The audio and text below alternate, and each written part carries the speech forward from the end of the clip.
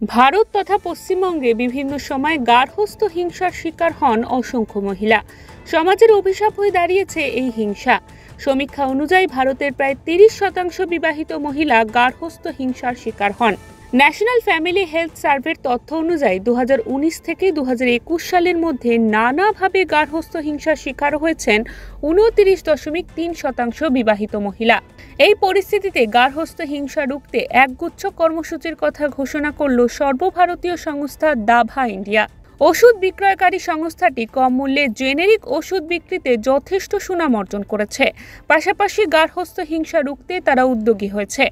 সেই লক্ষ্যে নতুন হেল্পলাইন নাম্বার চালু করার পাশাপাশি কর্মশালা তৈরির কথাও ঘোষণা করে সংস্থাটি। যখন কোনো মহিলার গায়ে হাত তোলা হয়, যখন তাকে থাপ্পড় মারা হয়, যখন তার মাথায় চুলের মুঠিতে হাত দেওয়া হয়, যে এই সোশ্যাল স্টিগমার জন্য তারা কিন্তু বাইরে এসে কথা বলতে পারে না। সেইখানেই কিন্তু আমরা কাজ করছি যাতে আমরা সবাই মিলে একটা বেটার সোসাইটি তৈরি করতে পারি। এখানে একটা প্রশ্ন হচ্ছে, আপনারা কিভাবে হেল্পটা করছেন, মানে তাদেরকে ফাইন্যান্সিয়ালি না লিগালি কিভাবে আপনারা সাপোর্ট করছেন? যখন এরকম কোনো সিচুয়েশন হয়, সাধারণত তারা বাইরে এসে বলতে পারে না।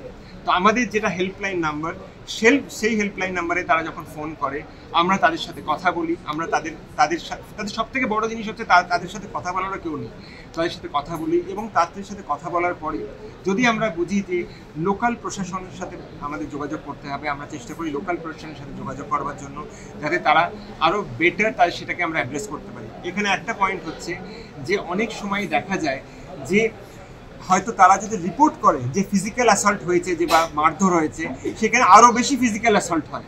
আমরা এটাও দেখেছি। তো সেখানে কিন্তু আমরা চেষ্টা করি সেখানে মানে প্রপারভাবে কাজ করতে। সংস্থাটি তাদের এই উদ্যোগের মধ্যে দিয়ে সমাজের বিভিন্ন ক্ষেত্রে গার্হস্থ্য হিংসা চিনতে এবং তা মোকাবিলা করতে সফল হবে বলে আশাবাদী। ব্যুরো রিপোর্ট, ওঙ্কার বাংলা।